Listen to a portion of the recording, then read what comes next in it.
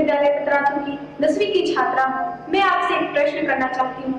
मेरी पढ़ाई में प्रोडक्टिविटी रात का समय अधिक होती है, पर सब मुझे दिन में पढ़ने को बोलते हैं। मैं क्या करूँ? धन्यवाद। धन्यवाद श्वेता। आदरणीय प्रधानमंत्री जी, नमो ऐप के माध्यम से प्राप्त प्रश्न जिसमें राघव जोशी के सामने एक अजीब सी दुविधा है। माँ बाप हमेशा कहते हैं पहले पढ़ाई करो फिर खेल कूद करो, लेकिन उन्हें लगता है कि खेलने कूदने के बाद पढ़ाई करते हैं तो उन्हें चीजें बेहतर तरीके से समझ में आती हैं। कृपया राघव एवं श्वेता के साथ साथ उन जैसे कई विद्यार्थियों को समझाएं कि वे ऐसा क्या करें कि उनकी प्रोडक्टिविटी श्रेष्ठतम हो। हम सबकी दुविधा का समाधान करने की कृपा करें। माननीय प्रधानमंत्री जी। ये बात सही है कि हर कोई चाहता है कि उसके समय का सदुपयोग हो। जिस काम के लिए समय लगाया है उसका उतना ही उसको लाभ मिले, और ये अच्छी सोच है और ये आवश्यक भी सोच है कि हमें हमेशा जागृत रूप से प्रयास करना चाहिए कि क्या मैं जो समय लगा रहा हूं, मैं जो समय खपा रहा हूं, उसका मुझे आउटकम मिलता है कि नहीं मिलता है। आउटपुट तो दिखेगा, आउटकम नहीं दिखेगा। इसलिए पहले तो खुद में एक आदत डालनी चाहिए कि मैंने जितना इन्वेस्ट किया उतना मुझे प्राप्त हुआ कि नहीं हुआ, और इसका हम हिसाब किताब लगा सकते हैं। और ये आदत हमको डालनी चाहिए कि भाई मैंने आज मैथमेटिक्स के पीछे 1 घंटा लगा दिया, तो मुझे उस 1 घंटे में जो मुझे करना था वो मैं कर पाया या नहीं कर पाया। उसमें से जो सवाल मुझे कठिन लगते थे वो अब मुझे सहज हो गए नहीं हो गए, मतलब मेरा आउटकम इंप्रूव हो रहा है। ये हमें एनालिसिस करने की आदत डालनी चाहिए। बहुत कम लोगों को एनालिसिस की आदत होती है। वो एक के बाद एक पूरा करते ही जाते हैं, करते ही जाते हैं, करते ही जाते हैं, और बाद में पता ही नहीं रहता कि अरे वो जरा ज्यादा ध्यान देने की जरूरत थी, उसको मैंने ज्यादा ध्यान देने की जरूरत नहीं थी। कभी कभी क्या होता है, हमारे अपने टाइम टेबल में जो सबसे सरल है, जो सबसे प्रिय है, हम घूम फिर करके उसी में घुस जाते हैं।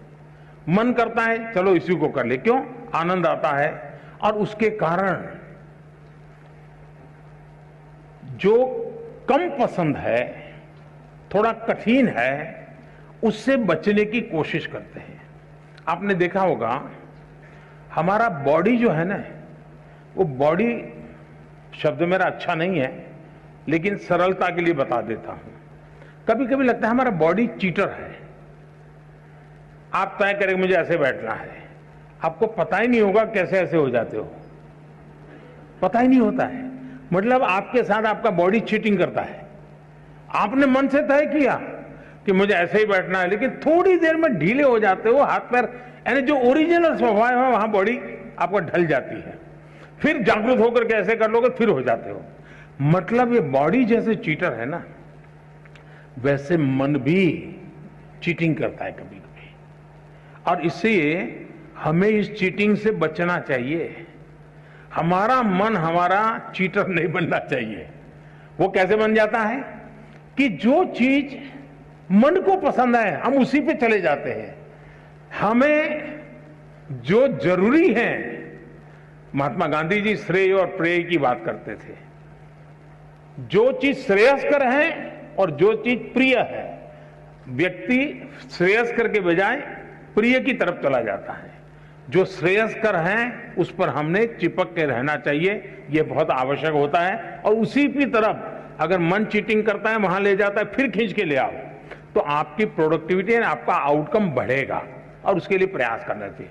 दूसरा, ये जो सोचना कि मैं रात को पढ़ूं तो अच्छा होता है, कोई कहता है मैं सुबह पढ़ूं तो अच्छा होता है, कोई कहे खाना खा करके पढ़ूं तो अच्छा होता है, कोई कहता है भूखा रह करके पढ़ूं, ये हर एक की अपनी अपनी प्रकृति होती है। आप ऑब्जर्व कीजिए अपने आप को, किस चीज में आप कंफर्टेबल हैं। एक्चुअली है आप कंफर्ट होने चाहिए।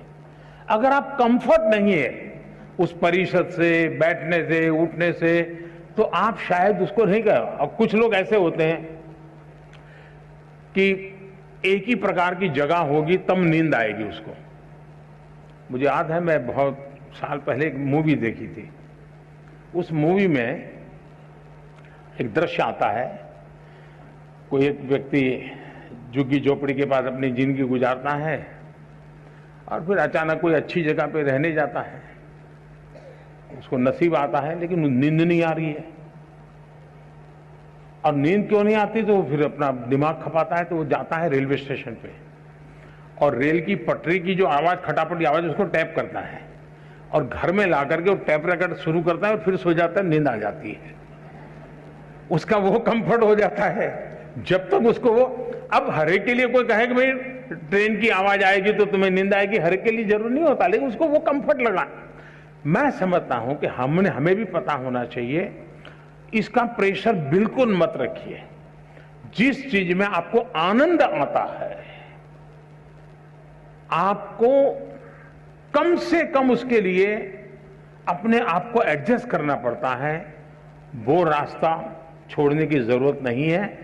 लेकिन उस कंफर्ट अवस्था में भी आपका काम है आपकी पढ़ाई, आपका काम है मैक्सिमम आउटकम, उसमें से जरा भी हटना नहीं है।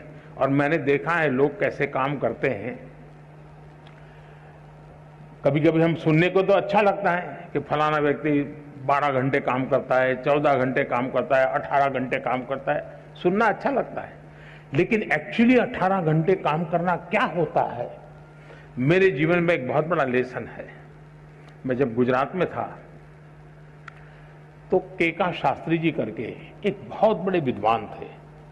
स्वयं तो 5वीं 7वीं कक्षा तक ही पढ़े थे, लेकिन अनेक ग्रंथ लिखे थे उन्होंने, दर्जनों ग्रंथ लिखे थे और वो पद्म सम्मान से भी सम्मानित थे। वो जीवित रहे थे 103 साल, और जब मैं वहां था तो मैंने उनकी शताब्दी का ऑफिशियल कार्यक्रम सरकार का किया था।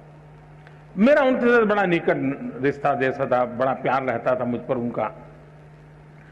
तो मैं बहुत साल पहले, तब तो मैं मुख्यमंत्री भी नहीं था, तो हमने एक बार कार्यक्रम बनाया कि उनको लेकर के राजस्थान के तीर्थ क्षेत्रों पर मैं उनको दर्शन करने के लिए ले जाऊंगा। तो मैं उनको लेकर के चला, तो हम एक व्हीकल में थे सब लोग। मैं देखता था कि उनके पास बहुत कम लगेज था, लेकिन उसमें भी ज्यादा लगेज उनके लिखने पढ़ने की चीजें थी। कहीं रेलवे का क्रॉसिंग आता था तो बंद हो जाता था, रुक जाना पड़ता था जब तक ट्रेन पारित नहीं होती, वो दरवाजा खुलता नहीं था, आगे बढ़ते नहीं थे। अब उस समय हम क्या करते हैं, हम या तो नीचे उतर के थोड़ा टहलेंगे या कोई सिंह चना बेचता होगा तो लेकर के खाएंगे। हम अपना समय, मैं देखता था कि जैसे ही खड़ी हुई गई गाड़ी, वो अपने थैले में से कागज निकालते थे और एकदम से लिखना शुरू कर। तब उनकी उम्र मैं समझता हूं 80 तो करीब पहुंच गई होगी।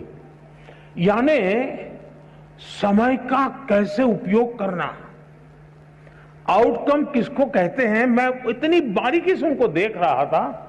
और शायद तीर्थ यात्रा के समय में रिलैक्स रहना, घूमना फिरना, देखना, बातें को सारा बाजू में अपना काम करते ही रहना, किसी भी परिस्थिति में करते रहना, मैं समझता हूं ये बहुत आवश्यक होता है। जीवन में इसे बहुत कुछ मिलता है।